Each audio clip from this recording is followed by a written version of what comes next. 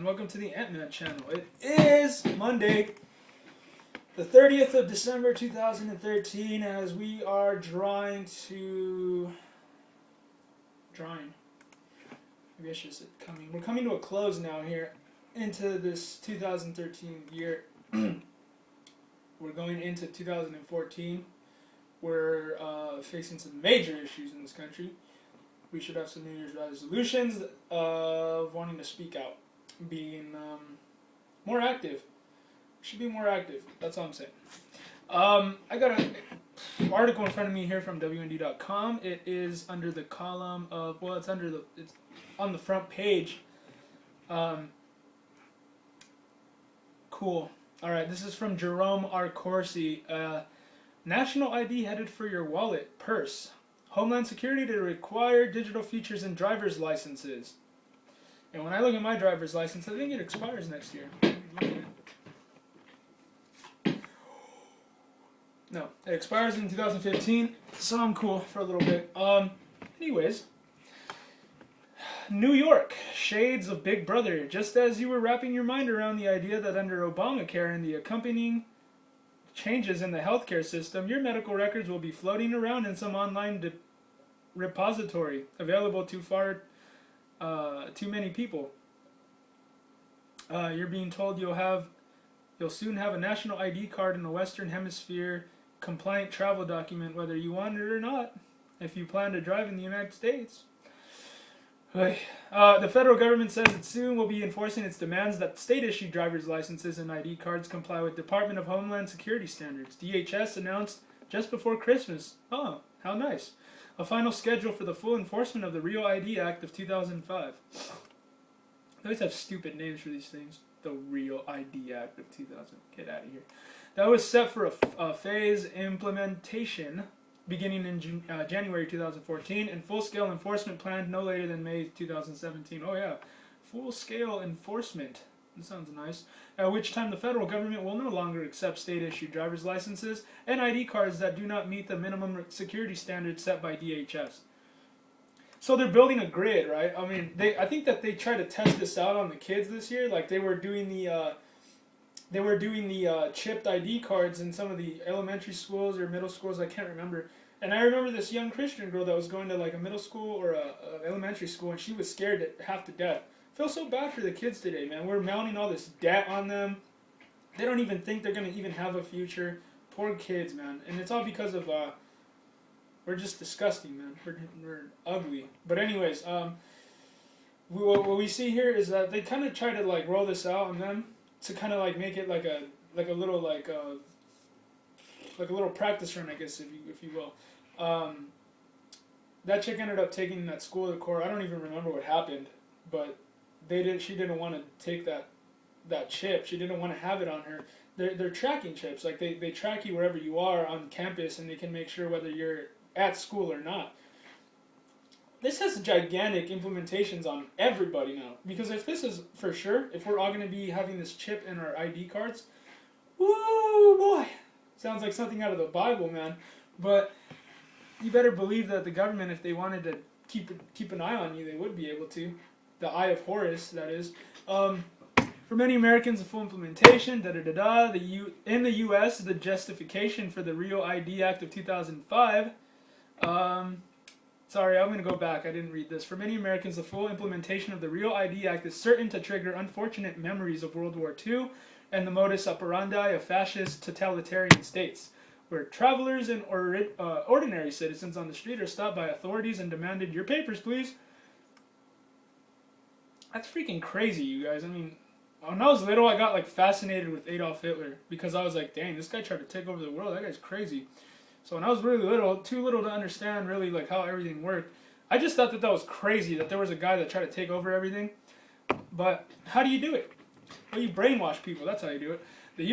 In the U.S., the justification for the REAL ID Act of 2005 was the concern for enhanced travel security after the 9/11 Commission documented several of the 9/11 terrorists had valid state-issued driver's licenses and were able to freely board airplanes even though they were terrorists who had entered the U.S. illegally. So we always have to blame the terrorists for all of our security purposes, right? Oh, man. the way that we run things in this country, man, is just, it's embarrassing. It's embarrassing that we're so fear driven. Among the DHS requirements for a state issued driver's license to be DHS compliant with will be the presentation by the applicant of a valid birth certificate, verification of the applicant's social security number or documentation the person is not eligible for social security, and proof the applicant is either a U.S. citizen or lawfully admitted to the U.S. as a permanent or temporary resident. Further, driver's license and ID issued by the states will have to meet stringent requirements as set by the federal government. To qualify as DHS compliant, state-issued driver's licenses and ID cards have been built-in security features to prevent tampering, counterfeiting, and duplication of the documents for a fraudulent purpose. They also must have features that establish the individual's identity, including but not limited to full facial digital photographs, plus machine-readable coded information in the form of a barcode that captures the key printed information on the card, such as name of the applicant, address, gender, unique driver's license or card identification number, state of insurance, date of application, and date of expiration. Such state-issued enhanced driver's licenses, or EDLs, must be issued in state facilities in which all employees undergo background checks, including federal and state criminal record searches, as well as with technology that permit the state-issued cards to comply fully with travel rules and issued under the Western Hemisphere Travel Initiative, or WHTI, such as the EDLs meet valid passport minimums for travel within the United States, Canada, and Mexico, as well as the Central and Southern and South America, the Caribbean, and Bermuda. This is creepy.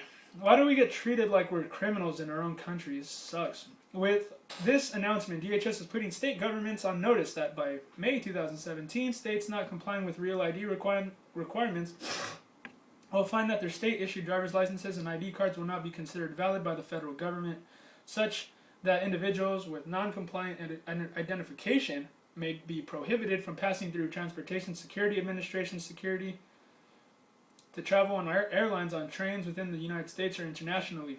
States have made considerable progress in meeting the need identified by the 9/11 Commission to make driver's license and other identification more secure, said David Heyman. DHS Assistant Secretary for Policy. DHS will continue to support their efforts to enhance the security in an achievable way that will make all of our communities safer. Oh my goodness. Slap yourself, please. I mean, I'm about to. I mean, I don't even know if I'm even awake right now. I mean, I'm probably going to turn into those, like, hippies of the 70s where I don't even know if I'm here right now, bro. Because everything I hear nowadays is like, I'm coming straight out of a sci-fi movie right now, like, with all this. I mean, I can't believe this is real. Like, the government is so invasive of our privacy now, man. It's just, how do you even put up with this crap anymore? I mean, I'm making it a big thing in 2014 to stand up and speak out. And I hope you guys do too, because if I have to do it alone, I'll do it alone. I don't give a damn. But if you guys want to join in and make some history, I invite you to stand up for liberty and stand up for the Constitution and limited government, man, because this is ridiculous. This is stupid. This is stupid, for real. Like, if anybody is okay with this, you gotta be out of your mind, or uneducated, or totally indoctrinated by the system. Because all the people that are lovers of the system of the world, my friend, are the ones that are gonna fall for all this, and they're gonna be out of luck. In the agency's December 20th announcement, DHS contended the 21 states that already meet the Act's minimum standards for their leadership in improving security for state-issued driver's licenses and identification cards: Alabama, Colorado, Connecticut, Delaware, Florida, Georgia, Hawaii, Iowa, Indiana, Kansas, Maryland, Mississippi, Nebraska, Ohio, South Dakota, Tennessee, Utah, Vermont, Wisconsin, West Virginia, and Wyoming. I'm surprised California wasn't there. DHS also announced extensions for 20 states and territories that have provided information demonstrating that they are on the pathway toward achieving full compliance, full totalitarian control, including Arkansas, California, District of Columbia, Guam, Idaho, Illinois, Michigan, Missouri, New Hampshire, Nevada, North Carolina, North Dakota, or Oregon, Pennsylvania, Puerto Rico, Rhode Island, South Carolina, Texas, U.S. Virgin Islands, and Virginia. DHS made clear 75% of all U.S. drivers currently hold licenses from state jurisdictions deemed to meet the Real ID standards, or from states that have received extensions. As of December 20th, 2013, DHS listed the following states and territories are as not yet real ID compliant: Alaska, American Samoa, Arizona, Kentucky, Louisiana, Maine, Massachusetts, Minnesota, Montana, New Jersey, New Mexico, New York, North Marianas, Oklahoma, and Washington State. DHS said TSA will continue to accept driver's licenses and state-issued identification cards from all jurisdictions until at least 2016, meaning that enforcement for boarding aircrafts will not begin until then. Well, one thing I have to make very clear here is that every time we hear something like it's supposed to be enforced by this time, or it's supposed to be totally whenever I hear that, I always go back and say, every time I hear a promise from this administration, I have to take it almost at an opposite. Like, whatever I hear, it's probably going to be the opposite. This kind of thing can very well manipulate the outcome of an election. Next year, 2014, is a gigantic year for the election, and let's just say this scumbag, our president, let's just say he decides to use this as a way to get you registered into voting and whatever.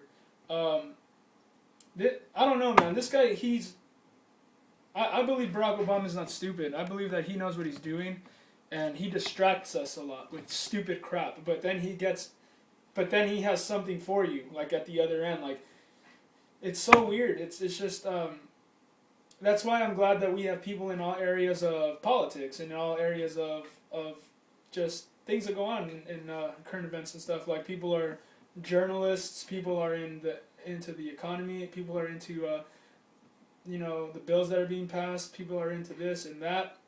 All the issues that are accumulated. We have a lot of issues to fix here, but it's good to know that you're not alone. Never give up, because you have everything to lose. But this could very well be something that is kind of like gonna be used to manipulate the voting, I think. Because I think I heard that the DMV is going to be given like total control over voting and stuff like that, and it's kind of weird. But I don't know. You guys keep yourself informed. Stay on top. Be the head and not the tail. Know that you have the capability to figure this stuff out on your own, and that you don't have to. And that if you're leaning on, let's say, joining this, let's say you feel safe, like you actually think that this administration cares about you. I just want to warn you, man, that this isn't the time we're not in the time in this country where we have a good government. We have a despotic government, man, and we need to do something about it. And hey, there's no easy way of saying it, you know what I mean? We need a revolution, and we need brave men and women, and I see, when I look at the TV, I realize how right Alex Jones is, and how they're domesticating and feminizing you guys out there, because they make men stupid on all the TV shows, and all the women are in charge, and you're not even allowed to speak out. And when you do, you get Phil Robertson. You get put on blast because you have an opinion. And it's just, you guys out there, man, you need to speak out and have your own opinion, and form your own opinions too, man, and really believe in something, or else you will, if you don't stand for something, you'll fall for anything. So, God bless you. Have a good day.